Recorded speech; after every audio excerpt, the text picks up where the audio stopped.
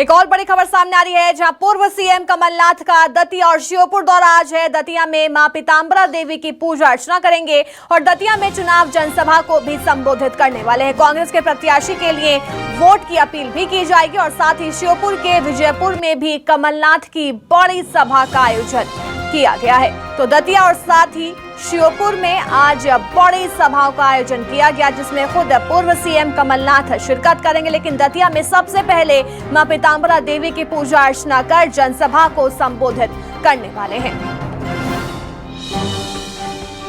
तो वहीं श्योपुर में भी कांग्रेस के प्रत्याशी के लिए वोट की अपील की जाएगी और वहां भी कमलनाथ की बड़ी जनसभा होने वाली है।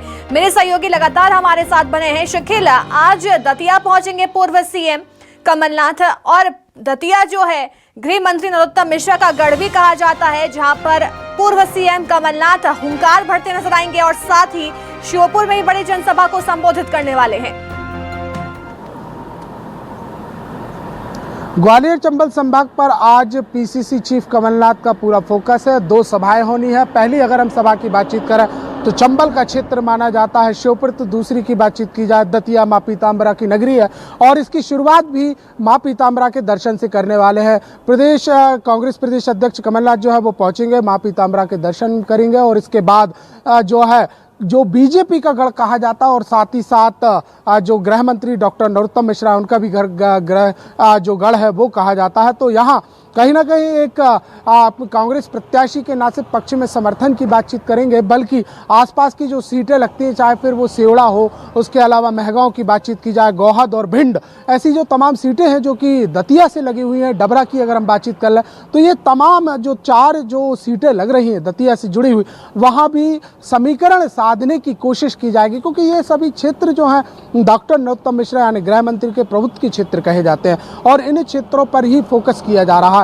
तो एक तीर से जो है वो 4 निशानों की कहावत जो है उसे कही जा सकती है। देखना होगा कि आखिर क्या कुछ कहते हैं। वहीं अगर दूसरी ओर देखा जाए तो श्योपुर है और श्योपुर एक ऐसी जगह है जो कि कमलनाथ के निशाने पर अक्सर रहा है। मुख्यमंत्री जब कमलनाथ थे तब भी उनके जो था श्योपुर को लगातार उन्होंने प्रमोट किया, क्योंकि मध्य प्रदेश के कुपोषण का जो दाग है वो श्योपुर पर लगता है। और इतना ही नहीं बल्कि आदिवासी एक क्षेत्र है और इसके अलावा जो घुमक्कड़ जातियां हैं उनकी भी यहाँ के मतदाताओं की संख्या बहुत है। तो कुल मिलाकर जिस प्रकार से कांग्रेस लगातार एक हथियार के रूप में एक आदिवासियों के मुद्दों को भुनाती हुई नजर आती है, चाहे वो फिर आदिवासियों पर आपराधिक प्रकरणों की बात हो या फिर उनकी शिक्षा की बातचीत हो और साथ ही साथ उनके रोजगार से संबंधित बात हो, तो ऐसे तमाम मुद्दों को लेकर कहीं ना कहीं कमलनाथ जो हैं आज सरकार के ऊपर, बीजेपी के ऊपर निशाना जो है वो साधेंगे। और इसका इतना ही नहीं बल्कि देखें तो जो क्षेत्र आता है ये चंबल का क्षेत्र है, श्योपुर और राजस्थान की बॉर्डर से जो है वो लगा हुआ है। 2 इसकी जो विधानसभाएं हैं और उन दोनों विधानसभाओं पर असर छोड़ने की जो तैयारी जो है वो की हुई है। हालांकि आक्रामक रुख में ही जो है कमलनाथ दिखाई दे रहे हैं इस वक्त अपने भाषणों के जरिए। तो देखना होगा क्या कुछ कहते हैं और क्या कुछ उनकी जो प्लानिंग्स है। हालांकि घोषणा पत्र में दोनों ही क्षेत्रों के लिए काफ़ी कुछ उल्लेख कमलनाथ ने किया है, उन्होंने वचन पत्र दिया है, तमाम बातें भी कही गई हैं, लेकिन आज कुछ और क्या विशेष कहते हैं, किस प्रकार की सियासत जो है आज आदिवासियों के साथ साथ गृह मंत्री नरोत्तम मिश्रा की गढ़ दतिया में दिखाई देती है, ये देखना काफ़ी दिलचस्प होने वाला है। जी बिल्कुल, कांग्रेस प्रत्याशी के समर्थन में वोट की अपील भी की जाएगी। हमारे साथ बने रहिए, आगे भी आपसे लगातार खबरों पर अपडेट्स ली जाएंगी।